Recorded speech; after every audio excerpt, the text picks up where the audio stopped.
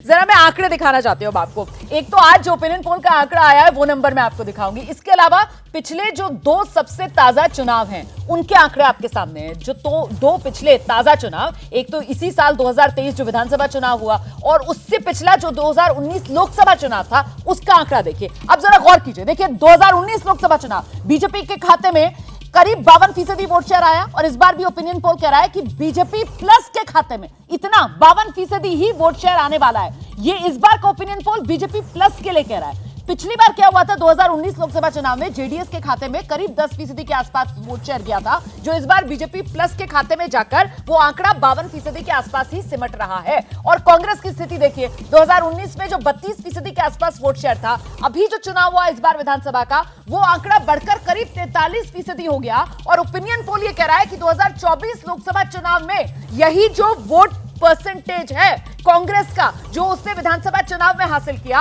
वो उसको बरकरार रखने वाली है। 43% ही वोट शेयर कांग्रेस का इस बार लोकसभा चुनाव में भी रह सकता है। लेकिन महत्वपूर्ण यह हो जाता है कि सीटों के लिहाज से वो कोई बड़ा फायदा कांग्रेस को पहुंचाता हुआ नजर नहीं आ रहा है। श्री कृष्णा जी, आपका असेसमेंट। वरिष्ठ पत्रकार श्री कृष्णा जी भी इस वक्त हमारे साथ जुड़ गए हैं, खासतौर से दक्षिण की राजनीति पर नजर रखते हैं। ये ऐसा क्यों हो रहा है सर कि कांग्रेस विधानसभा चुनाव में जीत रही है, विधानसभा की तरह ही अपना वोट बैंक परसेंटेज है उसको कंसोलिडेट कर रही है, लेकिन सीटों के मामले में डेंट बीजेपी को नहीं पहुंचा पा रही? आपको एक चीज नजर में रखना चाहिए कि जब भी चुनाव होता है कर्नाटक में जी, लोकसभा और विधानसभा के जो चुनाव होते हैं उनके नतीजे अलग अलग रहते हैं। लोकसभा में हर वक्त अगर बीजेपी भी नंबर आ जाए मगर विधानसभा में नहीं आएगा, क्योंकि जो इश्यू हैं लोकसभा और विधानसभा के अलग अलग हैं। विधानसभा में तो आमतौर पे लोकल जो इश्यू हैं वही ज़्यादा हाईलाइट होते हैं, महत्वपूर्ण। अब एक और आप याद रखिए, भाजपा का कम से कम कोई नेता तो आगे प्रोजेक्ट हो रहा है। इंडिया जो है अलायंस अभी भी लड़ाई झगड़ा चल रहा है, उन पर तय नहीं हुआ है। तो चाहे कुछ भी कहिए, इश्यू अलग होते हैं लोकसभा और राज्य विधानसभा के। तो इसी के कारण शायद बीजेपी की अभी जो स्थिति है वो अच्छी मजबूत है। अब आगे जाके देखना पड़ेगा। देखिए रोमाना जी, आप अगर पिछले 8 लोकसभा चुनाव देखिए 91 से बीजेपी को कांग्रेस से ज़्यादा सीटें मिलती रही।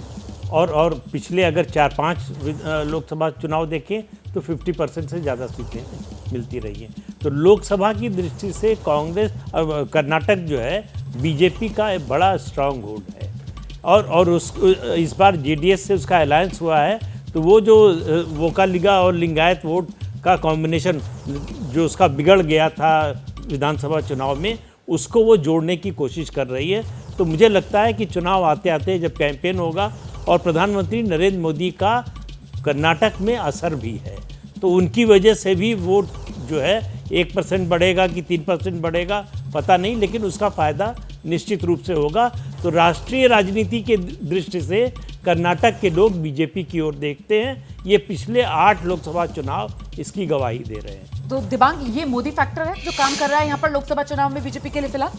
जी हाँ, बिल्कुल मोदी फैक्टर है। और देखिए, बहुत समझने वाली बात यह है कि ये बहुत महत्वपूर्ण राज्य है। यानी अगर दक्षिण की 130 सीटें हैं तो 25 सीटें यहाँ से मिलती हैं बीजेपी को। 130 सीटें हैं, 25 सीटें यहाँ से मिलती हैं, तो माना इनको बोल लेते हैं, और 4 सीटें इनको तेलंगाना से मिलती हैं। अब आप देखिए कि जो गारंटी स्कीम है मुख्यमंत्री की, वो लोकप्रिय है। अगर आप देखें तो बैकवर्ड्स में उनकी पैठ है। डीके शिव कुमार को देखें तो वोकालिगा अभी भी उनके साथ है। अगर आप देखें वर्कर पार्टी जीती है तो उत्साह में है कांग्रेस पार्टी के। लेकिन इसके बावजूद जो एक बड़ा परिवर्तन हुआ है वहाँ पर, बीजेपी में नए प्रदेश के अध्यक्ष बने हैं और वो पिछले जो मुख्यमंत्री हैं उनके बेटे बने हैं। तो विजयन ने एक तरीके से नया किस्म का जोश लाया पार्टी में। और अगर वो लिंगायत वोटों को समेटे रखते हैं तो उनकी कास्ट बिल्कुल सही है, काडर उनके साथ है। और एक बहुत ज़रूरी बात, मेरे ख्याल से इस पर चर्चा बहुत कम होती है, कि पैसा जुटाना, यानी चुनाव में पैसे की बहुत ज़रूरी होती है, उसमें वो बहुत अच्छा काम करेंगे। पिता का अनुभव उनके काम भी आएगा। और कर्नाटक एक ऐसा राज्य है जहां लोग राज्य में अलग वोट करते हैं, केंद्र में अलग वोट करते हैं। तो ये एक बात को अगर ध्यान में रखें तो कांग्रेस के लिए बहुत बड़ी चुनौती है। कांग्रेस कह सकती है हमारे पास पिछली बार एक ही वहाँ पर हमारा सांसद जीता था, इस बार हमारा आंकड़ा बढ़ा है और 5 गुना हो गए हम। लेकिन बहुत गुंजाइश है कितना बिल्कुल, क्या लेकिन काम कर numbers के पाते हैं। हिसाब से एक वो आखिरी 5 बात गुना- मैं जी, एक जी, आखिरी जल्दी बात से मैं सर, कहना जी। चाहता हूं कि पिछली बार प्रधानमंत्री मोदी ने जब वहां प्रचार किया था तो सबसे ज्यादा हमला किया था भ्रष्टाचार पर। दूसरा जो सबसे बड़ी बात थी परिवारवाद। लेकिन ये दोनों बातें इस समय अगर विजयन वहां पर पार्टी के अध्यक्ष हैं तो वो नहीं कर पाएंगे। इसके बावजूद उनको जगह बनानी है। मुझे लगता है कि बीजेपी अभी भी वहां पर ये आंकड़ों के मुताबिक, और ये आंकड़े मुझे लगता है कि अगर सही बैठते हैं तो इसी तरीके से सही बैठेंगे।